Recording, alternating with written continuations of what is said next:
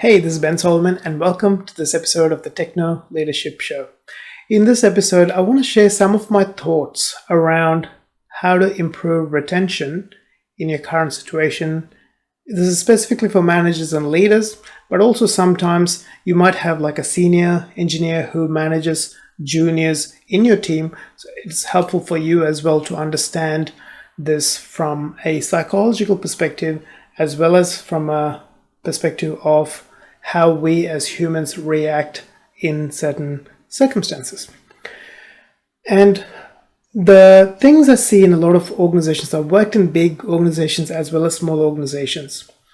And in a lot of these organizations, there is not a whole lot of focus on retention of staff.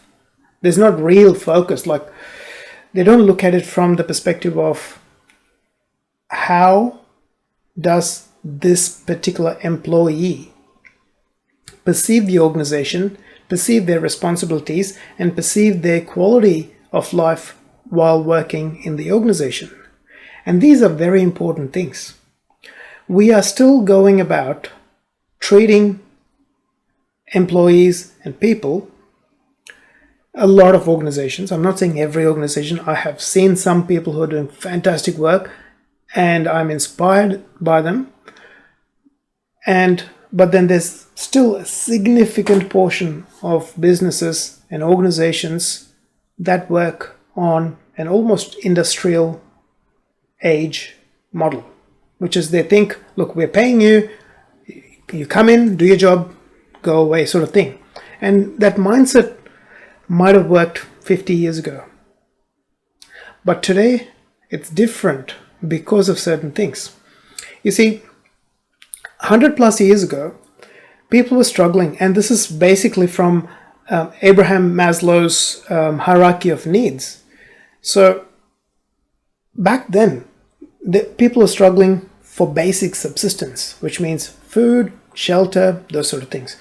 So they worked, they provided for themselves, and then if they were able to have good shelter, good food, good health, that was satisfactory. And then the next generation, because this has already been satisfied, they knew that this is cared for, it's done, wanted more. And the previous generation always, like you look at, like I've spoken to my grandparents who are no longer with us, but their perception, and then my parents' perception, and then my perception, and the people now I lead who are juniors' perception are completely different. And then when I went back, because I've also, as part of my master's degree, did HR management as part of one of my courses, or two of my courses actually in there. And Maslow's hierarchy was mentioned, but not really in the sense that I'm describing. So what's happened is like they've gone from that to the next stage going, luxuries. And so that era about 30 to 50 years ago, 20 to 50 years ago, was like, next stage up, we want to have better quality of. And then we've come to a point now in history where most people, and I'm not saying there isn't inequality or inequity or anything like that, there is, but most people in first world and in a lot of third world countries where technical companies are working have been able to move up the scale and come to a point where we are wanting quality of life, which means we are always looking for, how am I contributing? How is my quality of life enhanced? And how is the quality of life of the people that I'm serving enhanced?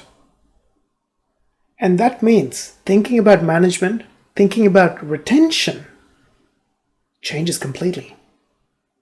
Because you can't use the old paradigm, old way of thinking to accomplish results, or really good results, in the current scenario and paradigm. Because people don't need to be thinking of all the other stuff. they've come to a point where they're thinking quality, which means a workplace that respects them, a workplace that pays them for the value that they bring, not trying to scrimp and cut costs everywhere, but actually pay people for the value that they deliver. Having good work-life balance.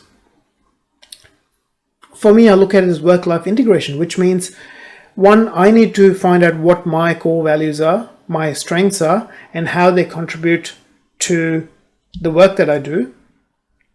And the organization, in turn, needs to look at the value that I provide to the organization and provide me with training, support, help, and opportunities for growth as I grow.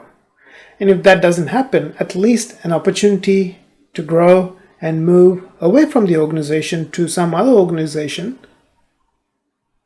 and for them to be able to replenish, which means you're always thinking about retention, management, leadership from the perspective of what is this person's experience like?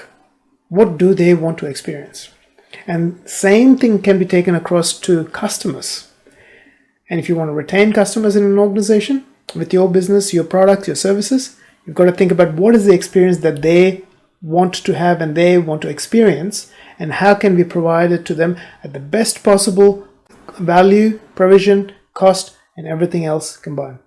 So hopefully that gives you a different idea to think about things and to optimize how you treat your people, how you work on retention from the point of view of quality of life or quality of experience for them as a team member. So I wish you all the best in your journey as a tech professional, manager, and leader. If you liked this episode, please hit the like button. If you haven't subscribed yet, please hit the subscribe button so that you're notified of future episodes as they are released. I look forward to talking to you in a future episode. Have a great day. Take care.